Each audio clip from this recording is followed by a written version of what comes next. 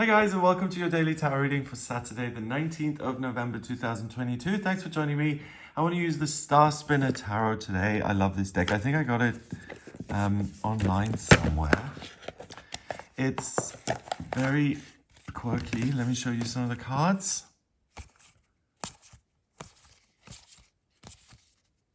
I really like this. I don't usually, like this kind of 2D modern, it just works perfectly. I love this deck. Let's see what the cards have to say then about Saturday and what the day is going to look like.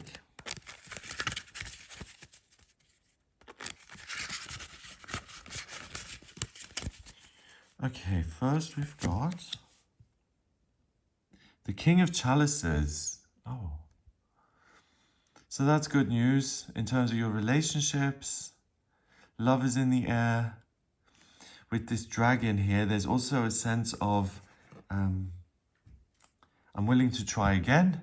I'm willing to make things better. I'm even willing to face difficult or unpleasant situations and conversations in order to resolve issues so that we can get back to a great place. So if you've had any conflict or issues with anyone in your life recently, it's a great day to get back on the same page with that person, or even to apologize or to do whatever you feel is required to get to a good place with someone. That's really, really possible. Next, we've got the Eight of Swords. The Eight of Swords is someone who feels a little bit trapped and who feels like everyone is talking in his ear. He can't hear himself think because other people are so noisy around him, or the circumstances are so demanding that he can't put a sentence together. It's very distracting. So we've got this red blindfold here. Swords is ideas, communication, perspective, and he's surrounded by 8 swords to the point where he can't remember what he's passionate about in his life, where he wants to fly to. Everyone else is saying, oh no, you can't do this kind of job, or don't go there, it's too hot, do AB. It's like, enough already. He's got everyone chirping in his ears. And if he listens to all of this, he's not going to go anywhere. And he forgets what he's passionate about. That's really wonderfully done here, I think. The people who've thrown these swords at him, the question I would ask is, do they have wings? Or are they telling him what to do because they don't have wings and they don't get to fly around the way he does? That's a good question, I think. So on the one hand, we've got you being in a really strong, good emotional place. You are looking for harmony and joy and contentment. And what you may notice on this day is that certain people or circumstances in your life have zero interest in whether you're content or not. They've got their own agenda.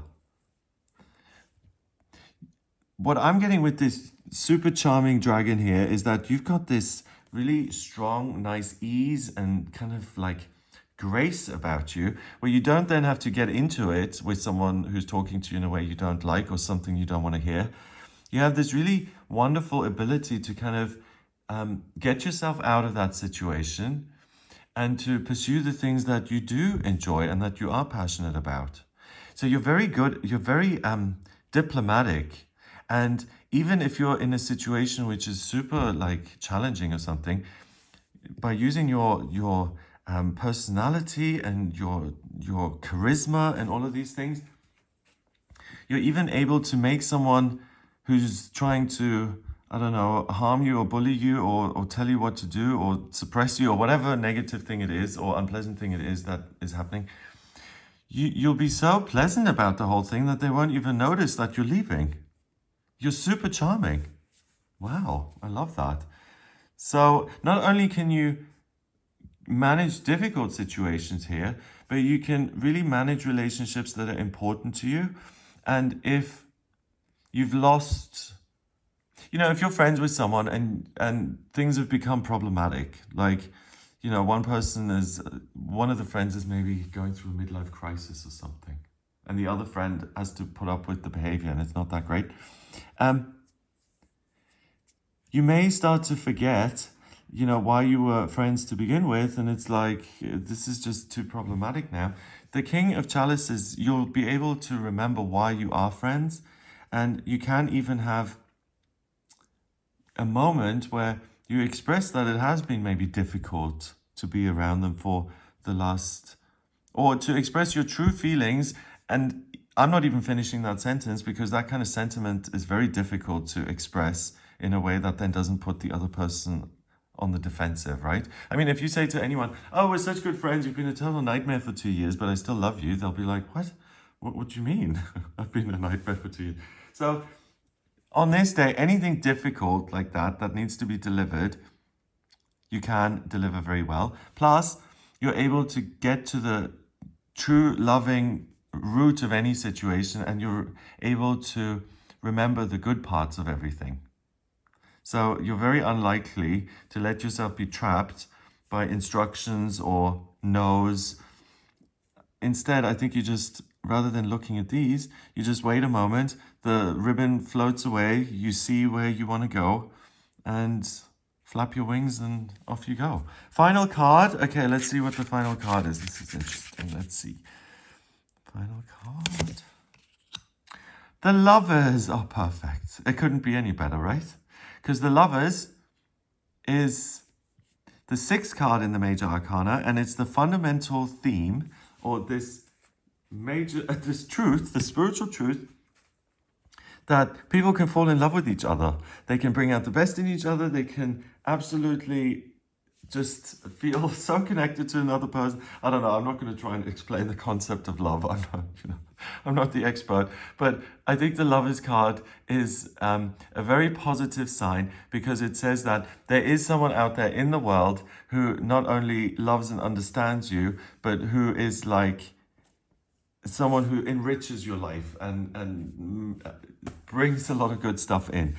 If it's not a person, it can be that sense of love and happiness about finding a place you really connect with and that resonates and that makes you feel like safe and you're home. It could be ideas or a creative process where you're able to get into the flow of something that makes you feel like you're in love. So that's the point, this in love feeling, this state of being where you're joyous, and I think it's the most elevated way to live. You know, if you're madly in love, the colors are brighter, everything feels great. You feel strong, like you're with someone, you have someone on your team, you're not alone. It's wonderful.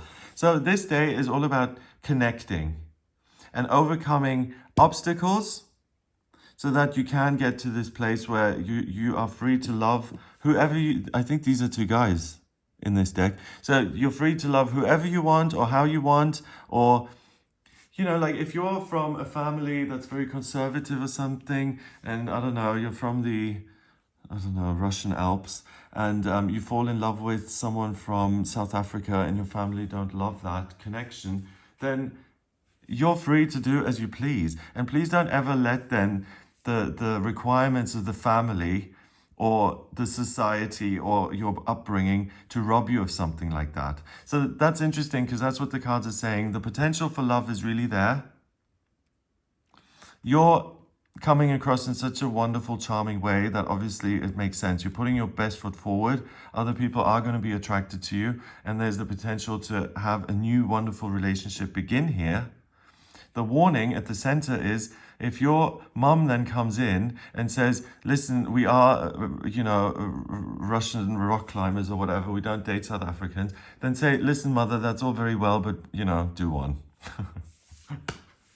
I love you, but I'm not going to listen to this nonsense. This is very important to me. It's a passion of mine. You may have your own little rules and stuff, but I'm not going to let you rob me of this experience. Absolutely not. And that's the message of the cards today, that if you have that choice, do I take a risk emotionally and go for this, or do I play it safe and responsibly? Don't play it safe and be responsible.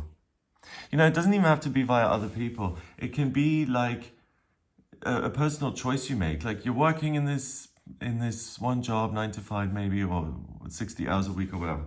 And you meet someone and there's potential there and you really like them. But you say, well, I'm really busy at work. I just got divorced a year ago. should I even bother with this chance? Maybe it's probably gonna not work out anyway. You know, the other relationship didn't work out either. I mean, I'm not saying that's, I'm saying that's I think that's a normal way of thinking. I think that's I think everyone has those thoughts. I just think that it's important to see them for what they are, as they're self-defeating thoughts, which mean you stay in the situation you're in. But again, you have to play those things by ear. You know, if you're just recovering from heartbreak, you aren't going to go for another relationship, are you? Because you need to recover and heal first. So it's whatever feels right for you. But the main warning is like, don't let yourself be trapped here by these other people's swords and opinions and ideas. Well, not literal swords. It represents ideas and opinions and perspectives.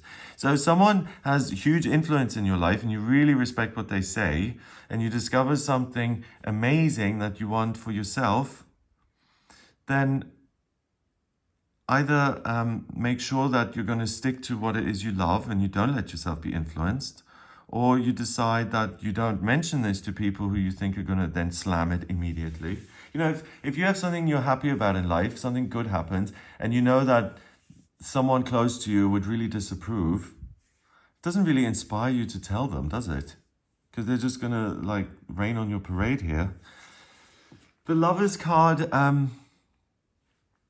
say anything. Usually it's an angel in between the two lovers. So it says that it's kind of divinely ordained. So the time is right here for something good to happen, basically. And then on the other level, if you look at the two lovers, they create an angel between themselves. So it's that feeling of, I'm in love. Every, cell is alive and present in this moment. That's a spiritual experience in itself that you can create with another person. Wow, I've never thought of it but like that. In recovery, I think they say something like, if two or more people are gathered, or somewhere they say this, it could even be the Christians, I don't know. If two or more people are gathered, then something appears, something spiritual. And that's the case here, like to a heightened extent. So two lovers feel like, oh my God, this is like a spiritual moment. It's mind-blowing. But it's then saying that also with any two people. When two people come together, they talk to each other, they spend time together, there's an energy that's built up between them that's kind of angelic and divine. That's why we always need to connect all the time, because that energy lives in the hidden spaces between us. You know, the gaps between humans. That's where it lives. Okay, number-wise, we've got the King, which is 1, and then 8, that's 9. 9 and 6 is 50. God, I just had such a discouraging moment. I just had this sinking feeling. Wow, that was super discouraging. Where did that come from? 1 and 8 is 9. 9 and 6 is 15. 1 and 5 is 6, and 6 is a temporary opportunity. Yeah. 6 is like a window opening. So the potential for love, the potential to discover a person you love, or a thing you love, or a place, or anything that you love, that is what opens up for you today. So please don't let trivial nonsense hold you back. Have a wonderful day. If you'd like a personal reading with me, please get in touch via my website. It's gregoryscott.com. On the front page, click on Book Your Reading to audio reading with me.